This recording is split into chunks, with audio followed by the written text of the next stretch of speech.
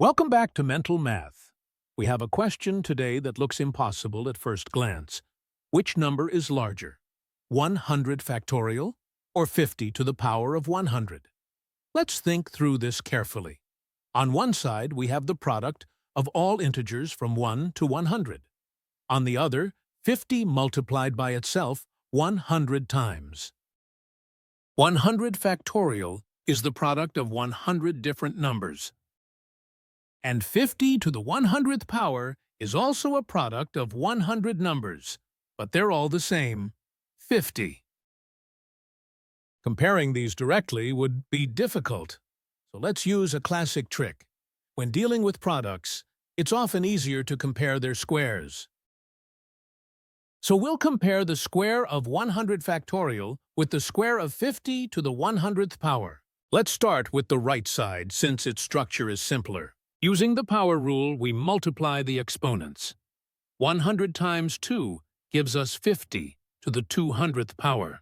To make this comparable to our other term, we can cleverly rewrite this exponent. We can express 200 as 2 times 100, so this becomes 50 squared, all raised to the 100th power. And 50 squared is straightforward to calculate. It's 2500.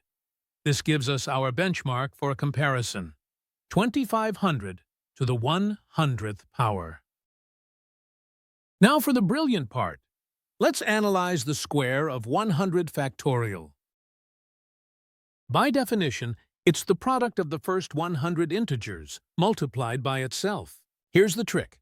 We'll write the second product in reverse order. This doesn't change the value, but it reveals a hidden structure. Now, we can group these terms into pairs, the first term from the first product with the first term from the second, and so on. This gives us a product of 100 pairs. The first is 1 times 100, the second is 2 times 99, and so on, up to 100 times 1. Each of these pairs can be written in a general form. Let's call the kth pair A sub k. The kth term in our product is k times 101 minus k. The crucial question is, are these pairs larger or smaller than 2500? Let's find the tipping point. We can do this by setting our general term equal to 2500. Expanding the left side gives us 101k minus k squared. Rearranging this into standard quadratic form, we get k squared minus 101k plus 2500 equals 0. To solve this, we'll use the quadratic formula. For any equation ax squared plus bx plus c equals 0, the solutions are given by this expression. In our case, a is 1, b is negative 101, and c is 2500. Substituting these values gives us this expression for k. Let's simplify the term under the square root. The discriminant, negative 101 squared is 10,201, and 4 times 2500 is 10,000. The difference is 201. The square root of 201 is approximately 14.18. Now we can find our two values for k. This gives us tipping points at about 43.4 and 57.6. This tells us that for k between 1 and 43 and between 58 and 100, the terms are less than 2500. But simply counting them isn't enough for a rigorous proof. To be rigorous, let's analyze the magnitude. We'll compare the product of the smallest and largest terms to the product of two benchmark terms.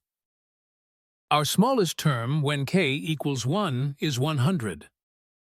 Our largest term, when k equals 50, is 2,550. The product of these two is 255,000.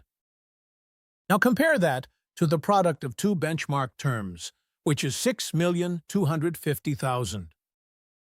The conclusion is undeniable. The product of the smallest and largest term is vastly smaller than the benchmark product. The extreme smallness of the terms at the ends completely overwhelms the slight largeness of the terms in the middle. This demonstrates rigorously that the square of 100 factorial must be less than 2500 to the 100th power. And now we can substitute back our original expression for the right side. That is, the square of 100 factorial is less than the square of 50 to the 100th power. Finally, we take the square root of both sides. And there we have it. 100 factorial is smaller than 50 to the 100th power. Thanks for watching. If you enjoyed this, hit that like button and subscribe for more mental math. See you in the next one.